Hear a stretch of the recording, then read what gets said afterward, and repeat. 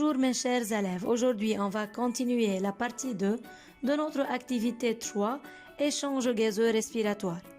Avant de commencer, n'oubliez pas de préparer votre matériel et surtout votre guide support de biologie.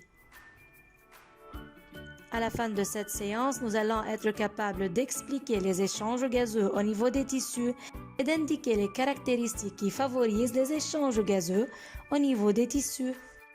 Dans la vidéo précédente, on a découvert que le dioxygène et le dioxyde de carbone sont appelés des gaz respiratoires.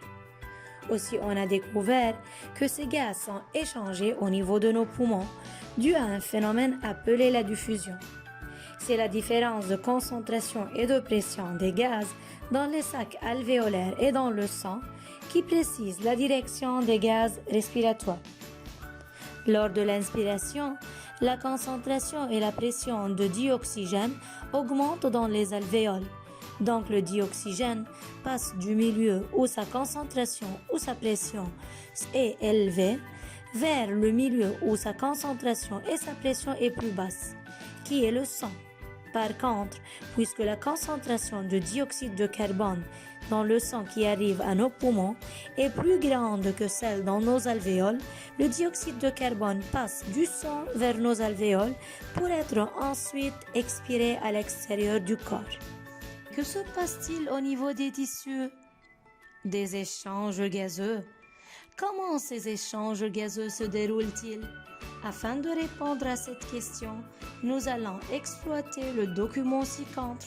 Ce document montre la composition du sang entrant aux organes et du sang sortant des organes. Nous allons tout d'abord comparer la pression de dioxygène dans le sang entrant aux organes et dans les cellules et en tirer une conclusion. La pression de dioxygène dans le sang entrant aux cellules est 105 mm de mercure, plus grande que celle dans les cellules qui est inférieure à 40 mm de mercure. Cela veut dire que le dioxygène diffuse du sang vers les cellules. Maintenant, nous allons comparer la pression de dioxyde de carbone dans le sang entrant au tissu à celle dans les cellules et en tirer une conclusion. La pression de dioxyde de carbone dans le sang entrant au tissu est 40 mm de mercure, plus petite que celle dans les cellules qui est plus grande que 45 mm de mercure. Cela veut dire que le dioxyde de carbone diffuse des cellules vers le sang. Donc, comme résumé, en passant au niveau des cellules, le sang s'appauvrit en dioxygène et s'enrichit en dioxyde de carbone. Quelles sont les caractéristiques qui facilitent les échanges gazeux tissulaires? Tout d'abord, on a la grande surface des capillaires sanguins qui irriguent tout le corps. Deuxièmement, on a la minceur de la paroi de ces capillaires et finalement la lente circulation du sang dans ces capillaires. À noter que la présence du lymphe facilite la diffusion puisque les gaz diffusent sous forme dissous dans le lymphe. Résumons nos idées en assistant à cette vidéo.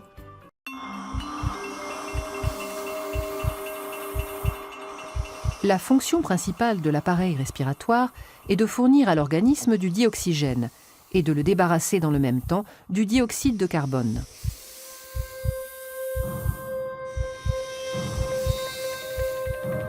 Lorsqu'on inspire, l'air entre dans le nez, puis traverse les voies nasales, le pharynx et le larynx. Il descend par la trachée et atteint les bronches, petites voies respiratoires qui se divisent en voies plus petites, les bronchioles. Aboutissant aux alvéoles, petits sacs fragiles en forme de grappe.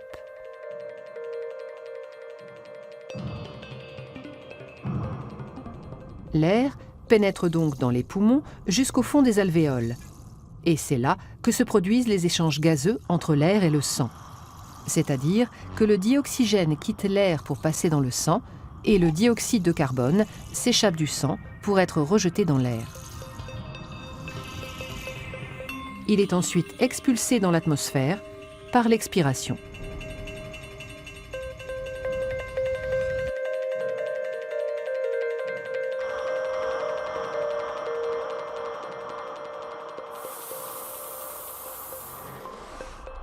Les échanges se font au niveau des capillaires, vaisseaux sanguins très fins qui tapissent la paroi des alvéoles.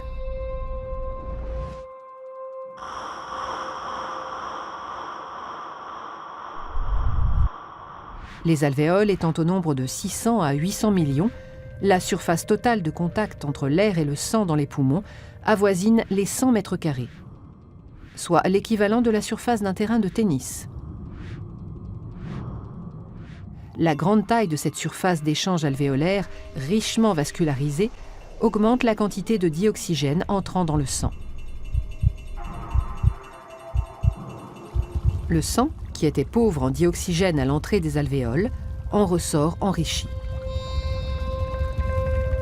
Il quitte les poumons par la veine pulmonaire pour aller irriguer les différents organes du corps.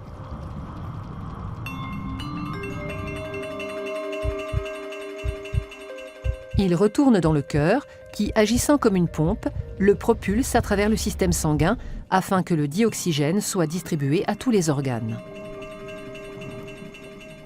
Et c'est au niveau des cellules des organes que s'opère l'échange inverse de celui des poumons. Le sang délivre le dioxygène nécessaire au métabolisme cellulaire. Sa consommation par la respiration cellulaire libère un déchet, le CO2, qui, récupéré par le sang, est reconduit aux alvéoles pulmonaires.